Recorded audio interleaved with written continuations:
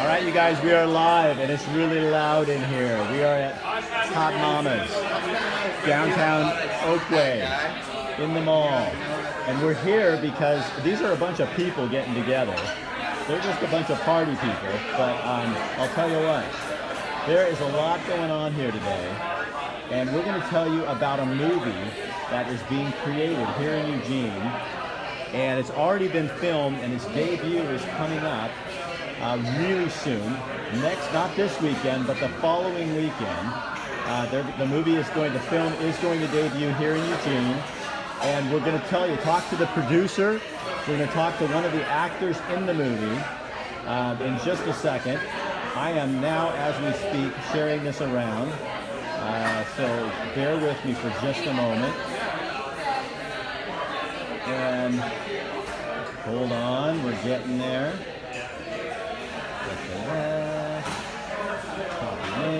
So this guy right here, this is Dave Tamerer. He is one of the producers on the film. And so we're going to talk with David in a minute here. And we're going to then talk to the producer and the writer of the film. And hang on. We're getting there. One more. Hold on, folks. We're going to move it. So it's kind of exciting when you got a movie. Now, this is a faith-based movie coming that was filmed here. And we're going to talk to the producer, like I said, and one of the actors here in just a second. So let me head outside here. All right, guys, here they are. Bum, ba, da, bum. All right, I'm going to turn this around. So this is Jerry. Jerry, tell him you're. I'm going to turn you around because I'm going to make us look the best that we can look. Come here. Okay. There we go. Look at that. That's a challenge. Okay. That's he a looks challenge. way better than we do, but That's right. He's looking good. So Jerry, last name? Thompson. And you're a local man.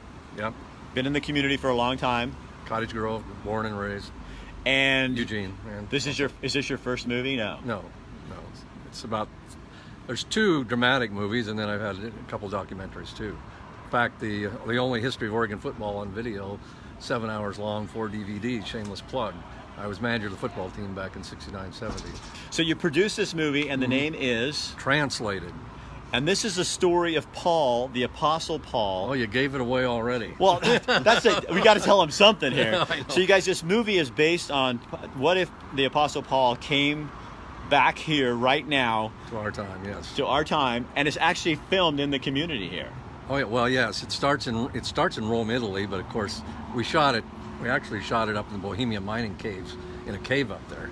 Seriously? Yeah, had to research. I wrote the film, so it's 117 minutes long. It's a full feature-length film, and I wrote the film, and I had to do some research, find out what a cave was like. A prison in Rome, and so we got a cave. It took 6 hours to shoot that. That was kind of a little high, claustrophobia in there, but it was fun. So how long did it take you to make this film? From the shooting of it or the conception? Conception to the end. About 3 years. So 3 years of your life went into this. It still is going into it, yeah. Yeah. So I'm going to hurry up and introduce you because I don't want you just standing here by yourself. So you are? I'm Chris Green, better known as Jalen, the roommate of Tim in the film. So you're one of the actors in the film. Yes, sir. You're not from Oregon. No, sir. Where are you from? North Carolina. You know how I can tell? Because you call me sir. Oh, okay. I like that. It's kind of cool. But in Oregon, we don't do that. But I think we should implement that. Yeah, I appreciate So it. this movie is based on faith, and you're not a Christian per se. Yeah. So what is this movie like for people who are non-Christian who see this movie? What is this movie like? I think it's an enlightenment to tell you that at the end of the day that we're all in the same cause. We're all about the same cause. We're all in it together. You know what I'm saying? We got different points and views and how we see things, but if you put it all together, it's all similar. So it's about unity. Unity. And that's, Jerry, really what you were looking for, is that the premise of the movie is, can I tell that part? Yes. Okay, so Paul comes to town and he looks around and, like, in my vernacular, is like, what the hell is going on here? Why are all these churches? There's 45 churches in one block, and they're all doing something different, and Yeah, that's not really what was supposed to happen. Yeah, Paul's basically saying, haven't you learned anything yet? I wrote that to the Corinthians 2,000 years ago.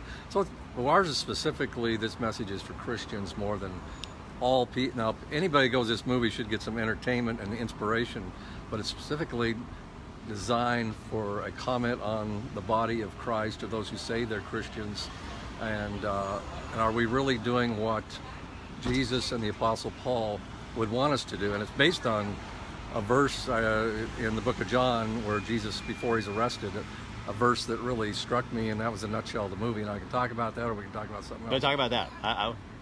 Well, Jesus talking to Peter, James, and John, and right before he's arrested, all his 11 disciples, at that point Judas had already left, he says that he prays to the Father that those who believe because of them, Peter, James, and John, who he knew would follow him, those who believe because of him, and that's me, or that's any Christian, he prays that they be one. And then the world would know that the Father had sent him. That, in other words, if the Christians are unified, then the world will know, those who aren't Christians will know that he's real, that Jesus was real, just not a make-believe person in history. So are you then saying, kind of, that the very fact that we have so many denominations and they try so hard to lead people to Christ, it's not working very well because there's all these different doctrine? Well, God is much more tolerant than myself, or probably you or Chris. He works through so many different ways, and the churches are very well-meaning, and a lot of people do come to the Lord through churches, but I don't think the heart of the Lord is that they all be divided so much. I think they need to come together more and tell the good things that he's doing instead of building their own little kingdom, so to speak. But I know a lot of pastors, they all mean well, that I know. But yeah, I agree with part of what you're saying, that yeah. So it could be a lot better. It is a challenge. Your film is challenging the church. Oh yes, definitely. This isn't a challenge for mankind as a whole. This is you're basically going to the church and saying, yeah, get it together. Get it together. I'm trying to put myself in what I read from the Apostle Paul's writings, what he would think if he was here, and people who have seen it. We had a sneak preview, and a lot of people have seen it, and Wayne Cadero saw it. He says it's got a critical message for the churches. Do you think they'll listen? Do you think? I mean, you did this for that purpose, but you really did it for entertainment, and you're a filmmaker and you love doing this too. But your heart is that they would listen and say, well, I could make another film more for entertainment than this one. It's the message is what I'm trying to get out. But yeah, I do love to make it, and I think it's entertaining. People who've been to it, numerous people said they laughed and they cried. If you want to go to a movie and laugh and cry, have some emotion, then translate it's for you too, even though it's a Christian faith-based film. So Albert's on here. He says, where's it showing? Albert, it's showing at Regal Cinemas in Eugene and Bend, August 24th through the 30th. But it's kind of important to Jerry. I'm just going to throw this in there. It's kind of important that you get out that first weekend because sometimes theaters judge by how that weekend went, whether they're going to keep the movie around for a while. So if you get out this next weekend, the 24th and the 25th, that weekend, that's going to really help you out in this. So yeah, we want to get it throughout the whole United States, and this is just a test market to start building. And you've had you've shown this to some of the Christian critics and in front of film festivals for the Christian community, and it's done very well. Yeah, we got a best screenplay nomination from the International Christian Film Festival in Orlando, Florida, and got to meet some of the distributors there and learn how the business works. But yeah, it's we decided to distribute it ourselves rather than give so much of it away. So how? I mean, it's kind of funny because this is a tough world. I mean, especially a Christian film in Hollywood, and doing that is not an easy task. No, and I was encouraged again when you write a script and you think it might be funny. It helped to have a guy like Jalen, Jalen is a comedian, so by trade he's a comedian. Does. And this is an ironic thing, and a lot of the people in the film, the pastor in the film is a real pastor in real life. The rabbi in the film is a rabbi in real life. The stand-up comedian in Jalen is a real stand-up comedian in real life. So that I was impressed how they brought some of these things to life. And what I was saying is the things that I was hoping people would laugh at, they did. With the place where I felt like they would cry or get emotional, they did. And so I had a businessman call an hour after the preview, and he said 3 scenes really touched him. I said, what was the third one? He told me the first 2, and he just started crying. He couldn't even get it out, what it touched him. So there's a lot of messages in there besides this main message of unity. There's a lot of other things. So what are some, since you're not a describing yourself as a Christian dude. And I don't mean that in any way. Oh, I'm bro. just saying, because I think there's other people in our audience that are not of the Christian faith. What in this movie touched you? The togetherness, the understanding. Like, even if you don't know, you feel it's like the belief in everybody coming together to believe in something. So is that a unity of mankind?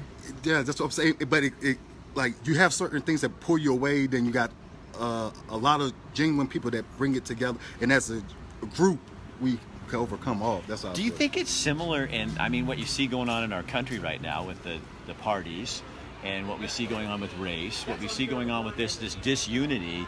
We're supposed to be people that can come together and do things. Is there a message in there for all of us that how we get kind of messed up on little pieces rather than seeing the humanity involved in everything? I mean, is that a message we can take from that?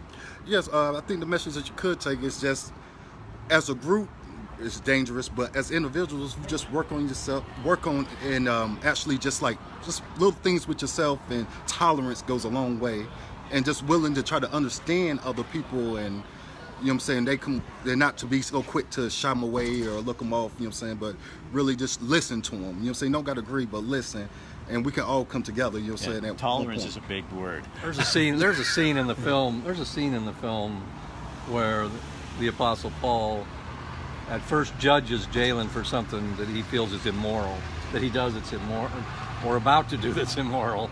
But I'll leave. But then they kind of make up there, and there's a kind of that's part of the unity thing, or the message there about not so much judgment going on, but there's still, this is a Christian film, and the Apostle Paul, he didn't mince any words about what he believed, and he believed Jesus was the only way, and that people who don't believe that don't have a very good future for them. So, you know, this is not a watered down version of Christianity. Just want people to know that if they think, you know. Right. If you're going to go to this, understand that it is a Christian film. But I call it's kind of like Back to the Future combined with A Miracle on 34th Street. The guy who says he's Santa Claus, and this guy says he's the Apostle Paul. He doesn't speak English, doesn't know where he is. You know, that's the first part of the movie is. And how can anybody believe? And what does he do to prove that he is who he is? What is he most surprised by? Paul? Yeah. Well, he's most surprised that the Lord has not come back. It's been 2,000 years. He can't believe it. And here he is. And so he his hasn't come timing back. still doesn't work, right? The timing, yeah, right. For man. Right. And then the people are so divided. The Christians are so divided. You thought at least the Christian people would be unified by now. Now, you were saying earlier, and I hope it's okay to bring this up, but you were saying that you've had some churches that don't play the trailer. I don't think it's not because they don't like it. It's just they have their programs and their times that they have already got regimented in. And, you know, there's a film called Unbroken coming up, the sequel to the one that Angelina Jolie made about the Olympic runner in World War II. Uh-huh. That's coming up in September. I think all churches should show that trailer. I'm not just promoting my film. Any Christian film has a great message. I think churches should, and this is part of unifying people, is, hey, go out and see this one. This has got the message that we're wanting to proclaim. What's it hurt for a 1.5-minute trailer to show at a church? So as the author of this movie, because I'm really intrigued by what you're writing about too, is what you see a big problem. Yes, I see a big problem, and as we talked before we started filming here, I said, I don't know if the denominations will ever get together as one. Now, there are some things like City Fest that kind of help that happened a couple weeks ago. But I hate to see it, but I think persecution might be the only thing that brings people totally together when it's your life or death, whether you're a Christian or not. That will separate the men from the boys, or the women from the girls, so to speak. And I hope that it doesn't come to that. But that's how it happened in the first century. So do you think that you hope that your movie will show people that maybe because a lot of the disunity we were talking earlier is doctrinal. Yeah. So somebody reads a verse a different way and somebody takes it another different way. What if we all just went back to the context of what God said? Well, in the movie, the Apostle Paul goes to a Catholic church, he goes to a Protestant church, and then they try to say, well, this is where we all agree. So let's just start from there. Let's just go on because it was interesting for him to see all the different kinds of churches that evolved out of his writings. In fact, there's a scene where they're having communion, and he's not going to be allowed to take it because he hasn't joined the church yet. But he wrote the words that they're preaching. Oh, no, that's crazy. But I like that you've done that. I thought you've kind of gone over that cliff a little bit, and said if he came back, would he be looking and going, wait, you put my name on a building? Yeah. No, I don't want my name on it. I've always thought that. I built tents. Right. I don't want to be on a basilica. I mean, there's all these things we do to people, and he was all about taking it back to Christ. And and of course, Paul, is an interesting character. You could have said, well, what would Jesus think, and have him as the person who comes into. But I think it's hard to portray Jesus because people have so many different ideas. But I think we got it with Paul. This is the guy who plays Paul, the actor, who's very good, is from Portland, and he's an atheist. Really? Yeah, but he's an actor, and he portrays Paul very well. Now, you guys, again, I want to show you the poster here. Put that up here. So this is the film translated. What if the Apostle Paul came to our time? And here's Chris Green right here is one of the main actors. There he is. Yeah. So, and again, you guys, this is opening on the 24th of August here in Eugene and also in Bend. And Jerry wrote this movie. It's been on his bucket list, so it's probably going to be there for a while, because it comes out and then you just have to pray that people receive it and then it goes from it. That's a hard business, huh? Yeah, it kind of is. So tell them your job. Tell them what you've done. Well, here's what I wanted to say about that. I think the common people, and I'm one of them, I think they're really liking the movie. I think people sometimes who are in the business are more critical about a movie that they see, and sometimes even pastors or other people who are kind of but the rank and file folks, that's who I wanted to like it. And that's what, when we had our premiere, we had over 300 people, and it was just nice to hear everybody laughing, right, getting emotional. That's what I'm well, and that's for a writer, about. For the guy who writes it. That's what I know as a writer, when I do news stories, yep, and I never get to hear anybody see it. Then all of a sudden I play one for an audience, and you hear it laugh at your news stories. Well, I hope they did. Yeah, they should. Okay. But so again, this is coming out in August, you guys. So where we are, we're Hot Mamas, but that's because a bunch of people are meeting down here, and Jerry's one of them, a producer, or the writer, the producer, the guy behind the movie, and our actor, the comedian, who stole the show, basically. I mean, you never know when you write something how it's all going to come out. But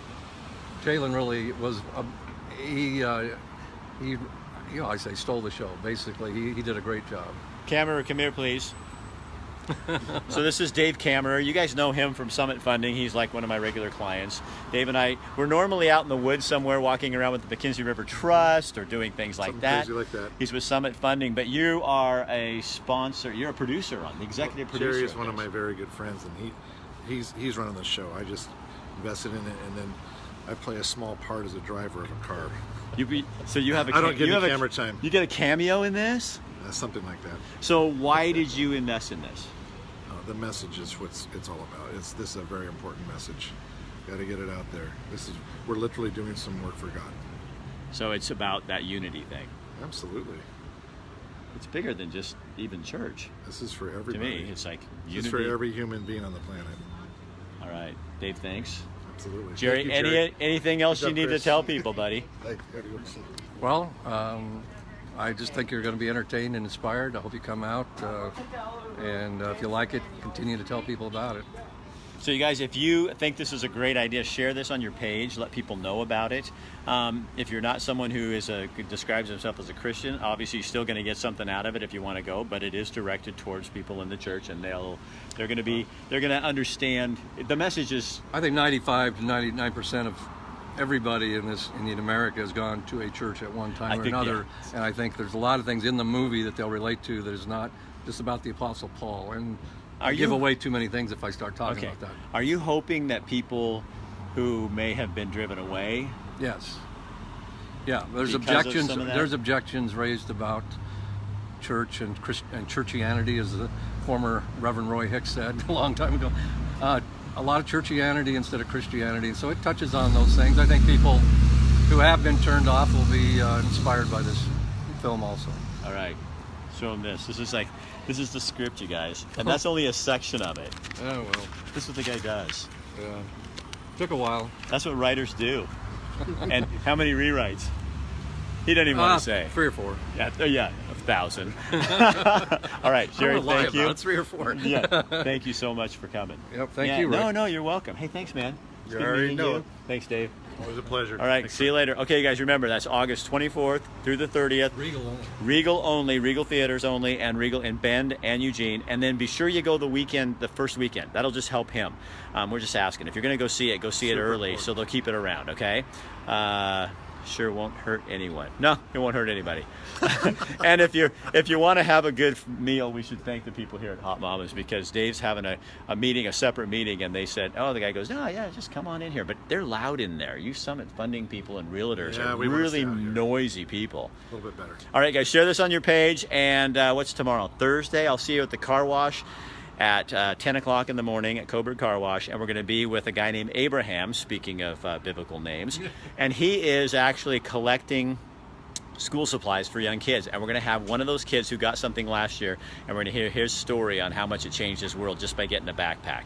And then on Friday, we're taking the wonderful people at St. Vinny's. They're always serving people, so we're going to serve them. We're going to take them on the Pacific Pub Cycle, and we're going to take them to a food cart, and we're going to entertain them and feed them. And you're going to hear more about what's going on with St. Vinny's, with the food cart, and also with the Pub Cycle.